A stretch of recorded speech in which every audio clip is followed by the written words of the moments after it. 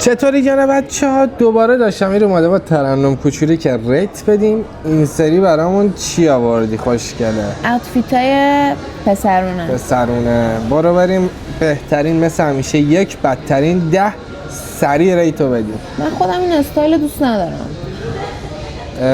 بذاری ببین بدکش هم نیست. خب نمیدونم فیلترها هم آخه تا حالا ندیدم ببینم همش چجوریه که بخوایم ریت بدیم، ولی میتونیم بدیم. نه تو به سلیقه خودت دیگه کاری نداشته باش. میتونیم بدیم به نظرم 4 یا 5 میتونیم بدیم. فکر کنم چون خیلی چیزای بدتری باشه نسبت به اون دارم میگم. نه وای استایلشو نه 8 بده. نمیدونم یه ذره استایلش هیچی نگم بهتر. 6 دادی؟ این استایل هم دوست ندارم. منم دوست ندارم خیلی، ولی نسبت به بقیه استایل مثل قبلی فکر کنم اصلا استایلایی که ما دوست داریم توی این فیلتره نیست قاعدتاً.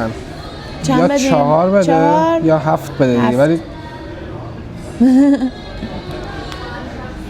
خیلی سوبره. ببین سوبر میدونم که زیاده، به خاطر همین آره خیلی سوبره. آره 10 بدیم 8 بده یا 9 بده نمیدونم. این اوکیه بازم، آخه نسبت به بقیه‌اش داریم میگیم دیگه، نه نسبت به خودمون نمیگیم. 4 بدیم بهش. آره یا 4 بده یا 3 بده. اولدمانی با 10 بده. اینا پیرن و حاجی اصلا نیستم بابا، این چه فازی. این باز مثلا فکر میکنم نسبت به بقیه چیزایی که داره بهتره. میتونیم 2 بدیم دقیقاً. باریکلا. واو سافت بوی قشنگ بابا، خوشگل.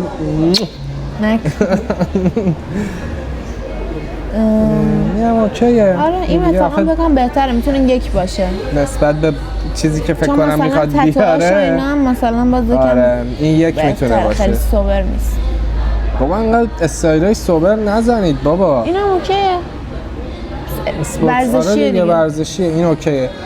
خیلی شانسی فکر کنم خوب ریت دادیم، ولی واقعا استایلای سوبری میاره. لطفاً درست استایل کنید. به نظر من باید یه فیلتر درست کنن که یه ذره استایلای متفاوت‌تر استایلای ایرانی باشه، استایلای کرجی باشه.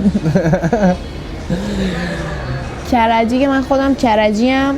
آره کرجی لطفاً کامنت بذارید برامون. شما هم بگید که از 1 تا 10 به این استایلات مراقبت مواظبت. خداحافظ.